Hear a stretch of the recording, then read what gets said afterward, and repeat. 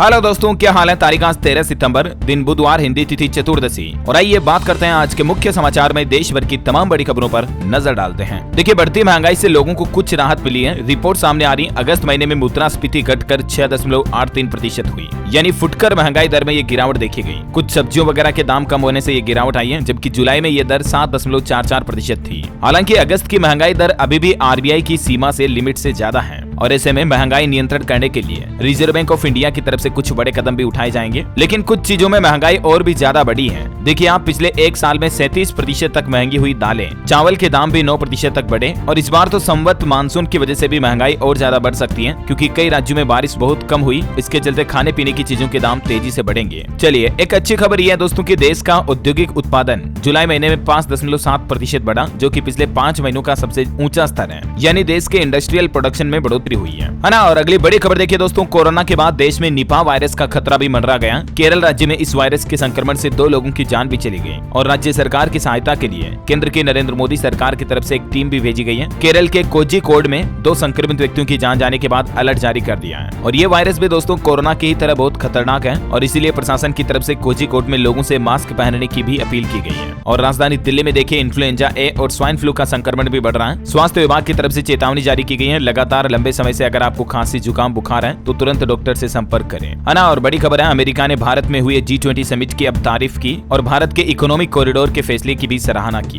बड़ी खबर है, चुनाव आयोग की तरफ से एक नया नियम जारी कर दिया है। अब चुनाव कर्मचारी सुविधा केंद्रों पर ही वोट डाल सकेंगे। पहले पोस्टल बैलेट घर पर ले जाते थे, लेकिन इस साल के आने वाले राजस्थान, छत्तीसगढ़, मिजोरम, मध्य प्रदेश, तेलंगाना विधानसभा चुनाव के पहले चुनाव आयोग की तरफ से यह नया नियम लागू कर दिया है। चुनाव ड्यूटी में तैनात कर्मचारियों को सुविधा केंद्रों पर ही पोस्टल बैलेट से वोट करना होगा। और वहीं एक और बड़ा फैसला देखिए, आप 50% से ज्यादा मतदान केंद्रों पर इस बार लाइव वेबकास्टिंग भी की जाएगी। मुख्य निर्वाचन अधिकारी की तरफ से ये बात की जानकारी शेयर की गई है, ताकि चुनाव में किसी तरह की धोखाधड़ी, धांधली ना हो। फर्जीवाड़े पर रोक लगाने के लिए भारतीय निर्वाचन आयोग की तरफ से ये नया प्लान बनाया जा रहा है ना। और खेल समाचार पर खबर देखिए दोस्तों, पाकिस्तान से जीतने के बाद श्रीलंका से भी भारत ने शानदार जीत हासिल की है और अब भारत एशिया कप के फाइनल में पहुंच चुका है। लगातार 13 वनडे जीतने के बाद 41 रन से हारा श्रीलंका। कुलदीप ने झटके 4 विकेट। आखिरकार श्रीलंका की जीत का सिलसिला भारत ने तोड़ दिया। रोमांचक मुकाबले में भारत ने श्रीलंका को 41 रनों से मात दी और टीम इंडिया फाइनल में पहुंच चुकी है। और हो सकता है दोस्तों एशिया कप फाइनल में आपको एक बार फिर से भारत पाकिस्तान के बीच महामुकाबला देखने को मिले। और अगला अपडेट देखिए, टेक्नोलॉजी से खबर है। एप्पल इवेंट 2023 आयोजित हो चुका है। एप्पल कंपनी की तरफ से आईफोन 15 सीरीज, वॉच 9 पेश की गई, जिसमें आपको कई तरह के एडवांस फीचर मिलेंगे। एप्पल ने आईफोन की 15 सीरीज लॉन्च कर दी है। इसमें 48 मेगापिक्सल का मेन कैमरा होगा और सबसे बड़ा बदलाव आईफोन में इस बार एप्पल कंपनी ने किया है और वो है USB Type-C पोर्ट मिलेगा अब आपको चार्जिंग के लिए। बाकी पिछले 11 सालों से एप्पल कंपनी अपने मोबाइल फोन्स के लिए अलग ही लाइटनिंग कनेक्टर वाला चार्ज देती थी, लेकिन अब आपको एप्पल के सभी गैजेट्स में Type-C पोर्ट ही देखने को मिलेगा। आईफोन 15 की शुरुआती कीमत 79,990 रुपए होगी। वॉच सीरीज 9 भी पेश हो चुकी है। हालांकि दोस्तों आईफोन 15 के सबसे हाईएस्ट मॉडल प्रो मैक्स की कीमत 1 TB स्टोरेज की कीमत 2 लाख रुपए रखी गई है। 4 नए कलर ऑप्शन भी दिए कंपनी ने। बैटरी लाइफ भी ज्यादा की है, ये देख सकते हैं आप एप्पल के ऑफिशियल वेबसाइट पर। इस बार टाइटेनियम मेटल बॉडी आपको देखने को मिलेगी 15 प्रो में A17 बायोनिक चिप के साथ। और एप्पल वॉच के नए लुक भी आप देख सकते हैं। सीरीज 9 में आपको कई नए कलर ऑप्शन भी मिलेंगे। और रिपोर्ट तो ये भी आ रही दोस्तों कि आईफोन 15 इस बार इतिहास रच सकता है, क्योंकि बिकने वाला पहला फोन होगा मेड इन इंडिया, क्योंकि अब भारत में ही एप्पल कंपनी मैन्युफैक्चरिंग शुरू कर चुकी है। तो हो सकता है कि आपको 15 सीरीज के mobile phone made in India देखने मिले, है ना। और अगली बड़ी खबर देखिए दोस्तों, प्रभु श्री राम मंदिर निर्माण के बाद अब अयोध्या में प्राण प्रतिष्ठा की तैयारियां शुरू होने जा रही हैं। 15 जनवरी से प्राण प्रतिष्ठा उत्सव आरंभ होगा। राम नगरी में जगह जगह लंगर भी लगाए जाएंगे। महंत नृत्य गोपाल दास का कहना है कि 500 साल का इंतजार अब समाप्त होगा। 22 जनवरी 2024 को होगा राम मंदिर का उद्घाटन। और विश्व हिंदू परिषद ने भी प्लान बनाया कि अयोध्या में राम मंदिर शुभारंभ से पहले 1991 की तरह माहौल दिखेगा। 5 लाख गाँव से शौर्य यात्रा भी निकाली जाएगी। राम मंदिर के गर्भगृह में नक्काशीदार मार्बल से फर्श निर्माण का कार्य शुरू हो चुका है। 70 स्तंभों पर मूर्तिकार के लिए कारीगरों की संख्या भी बढ़ाई गई है, ताकि जल्दी काम कंप्लीट हो सके। और वहीं प्रधानमंत्री नरेंद्र मोदी को देश का दोबारा PM बनाने के लिए रामलला दरबार में प्रार्थना भी की जा रही है। 2014 से धार्मिक महानुष्ठान कर रहे रामदल ट्रस्ट अध्यक्ष पंडित कल्की राम। अच्छा, अगली बड़ी खबर देखिए दोस्तों, आतंकियों को नहीं मिलेगी पैर रखने की भी जगह। जम्मू कश्मीर में 4200 दहशतगर्दों की संपत्ति जब्त की जाएगी। जो इस तरह की आतंकी गतिविधियों से जुड़े हैं और इन घटनाओं को बढ़ावा देने के लिए भागीदार हैं, ऐसे लोगों की संपत्तियों को जब्त किया जाएगा। अब सरकार की तरफ से यह नया प्लान बनाया गया। और बैंकिंग न्यूज से बड़ी खबर देखिए, बैंक ऑफ बड़ौदा के ग्राहकों की अब मौज होने वाली है। बैंक की तरफ से फेस्टिवल ऑफर लॉन्च किया है। अब आप अगर बैंक ऑफ बड़ौदा से होम लोन, कार लोन या किसी भी तरह का लोन लेते हो तो बीओबी की तरफ से ये ऑफर लॉन्च किया गया। त्योहार की उमंग बीओबी के संग नाम से 31 दिसंबर तक ये ऑफर जारी रहेगा। तब तक आपको होम लोन पर ब्याज दर 8.40% पर मिल रहा, कार लोन की दर 8.70% और प्रोसेसिंग फीस वगैरह शुल्क में भी छूट दी जाएगी, है ना। और बड़ी खबर देखिए, आज से 2 दिन के गुजरात दौरे पर जाएंगी देश की राष्ट्रपति द्रौपदी मुर्मू। आज 13 सितंबर को ई असेंबली का शुभारंभ करेगी और यहाँ आयुष्मान भव एप्लीकेशन भी लॉन्च करेगी। वहीं हमारे देश के पूर्व राष्ट्रपति रामनाथ कोविंद भी 14 सितंबर से 2 दिवसीय बिहार दौरे पर रहेंगे कल से ही। बड़ी खबर देखिए, फिलहाल डीजल की गाड़ियों पर 10% टैक्स नहीं बढ़ाया जाएगा।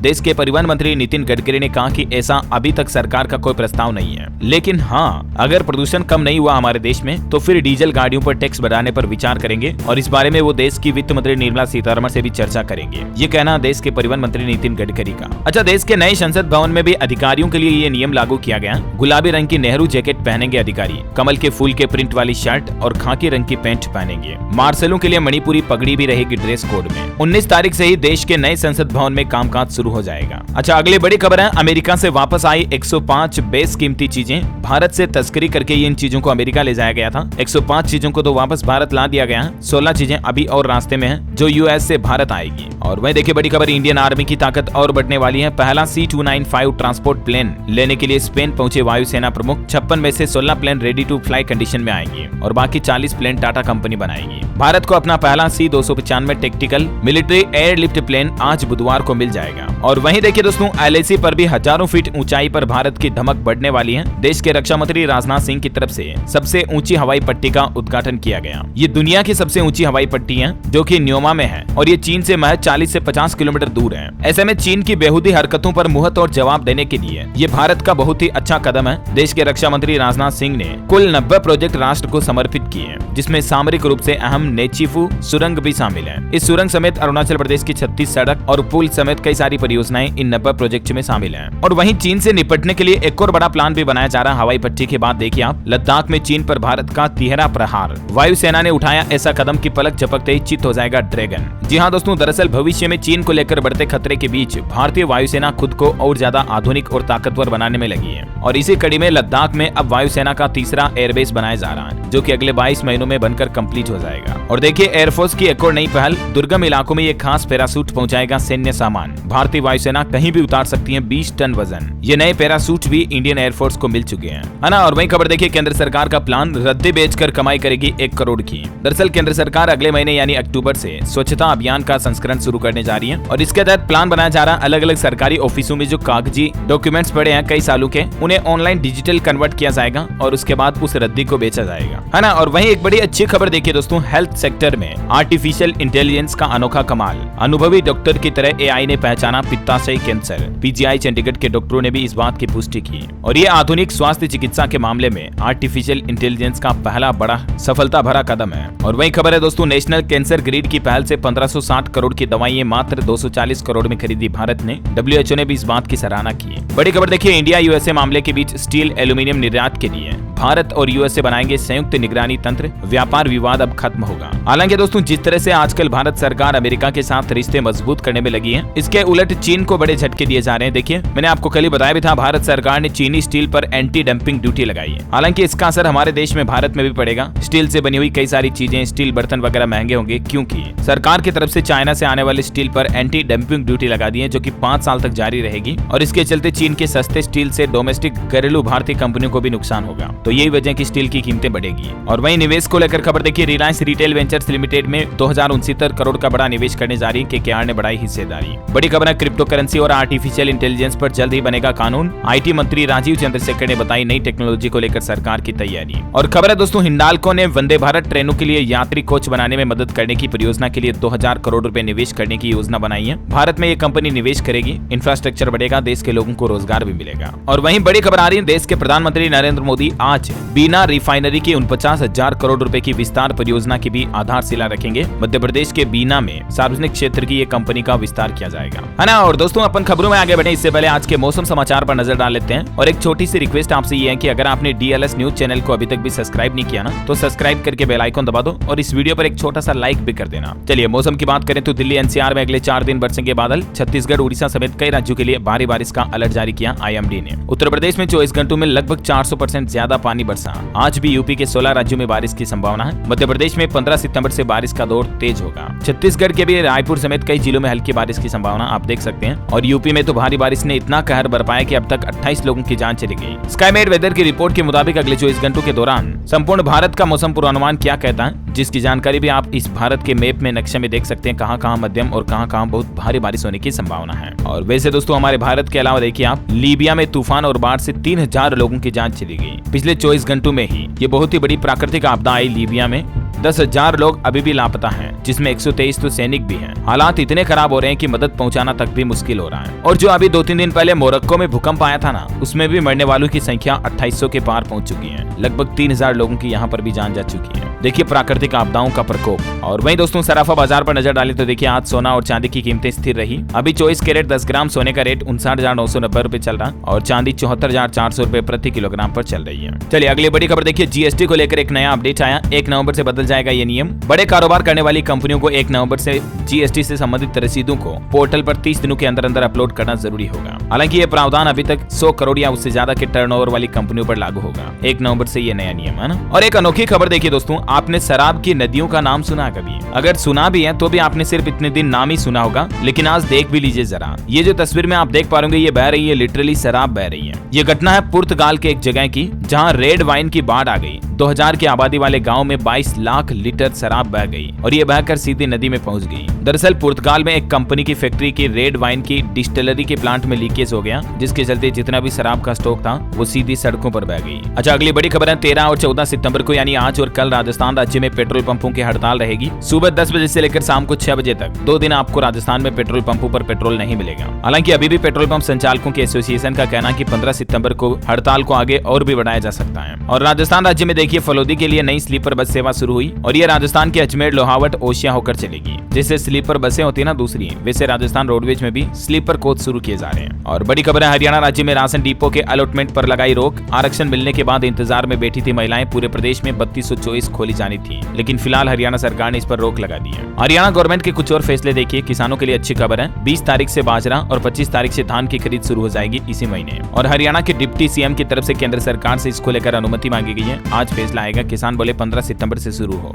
और पॉलिटिक्स से बड़ी खबर है दोस्तों, हरियाणा में इंडिया गठबंधन को बड़ा झटका लगा। आम आदमी पार्टी ने गठबंधन से बाहर निकलकर अकेले विधानसभा चुनाव लड़ने का ऐलान किया है। देखिए कुछ तस्वीरें आप, हरियाणा में आम आदमी पार्टी नेताओं ने दिल्ली में लिए बूथ लेवल टिप्स। 15 दिन में हर गाँव में बनेगी बूथ लेवल कमेटी। बिजली आंदोलन के बाद अब परिवार जोड़ो अभियान भी चलाएगी आम आदमी पार्टी। और अगली बड़ी खबर देखिए, उत्तर प्रदेश में 8,500 मदरसों को मिलेगी नई मान्यता। बोर्ड की बैठक में लिया गया फैसला, पोर्टल पर रजिस्टर करा जाएंगे 2.5 छूटे मदरसा। और वहीं उत्तर प्रदेश में वकीलों की हड़ताल अभी जारी रहेगी। हापुड़ घटना को लेकर कार्रवाई की मांग कर रहे प्रदेश भर के वकील। Bar council of Uttar Pradesh की तरफ से ऐलान किया गया, हड़ताल जारी ही रहेगी जब तक कि सरकार इनकी मांगों को नहीं मान लेती। और खबर है दोस्तों, उत्तर प्रदेश कानपुर मेट्रो की नई पहल देखिए। मेट्रो अब बिजली उत्पादन भी शुरू करेगा। मेट्रो के जो ऊपर के शेड होते हैं उन पर अब ये देख सकते हैं सोलर प्लेट्स लगाई गई हैं। 1 मेगावाट का सोलर प्लांट शुरू हो चुका है। सालाना 770 मीट्रिक टन कम होगा कार्बन उत्सर्जन इस प्लांट के बाद। और इतना ही नहीं, इससे कानपुर मेट्रो को लगभग हर साल 1 करोड़ रुपए तक की बचत भी होगी बिजली खर्च में। और बड़ी खबर है, उत्तर प्रदेश में बस में अब 25 से कम यात्री हैं तो बस नहीं चलेगी। यूपी परिवहन विभाग की तरफ से नया आदेश जारी किया गया। ग्रामीण रूट पर सुबह 7 बजे से शुरू हो जाएगा बसों का संचालन, लेकिन सफर करने वाले यात्रियों की संख्या 25 से ज्यादा होनी चाहिए। ये नया नियम लागू कर दिया है योगी सरकार की तरफ से। वहीं उत्तर प्रदेश में 16 सितंबर तक मिशन इंद्रधनुष 5.0 अभियान भी चल रहा है। अगर आपके घर परिवार में भी छोटे छोटे बच्चे बच्ची हैं तो उन्हें दवाई पिलाएं, टीका लगवाएं, पोलियो पिलाएं।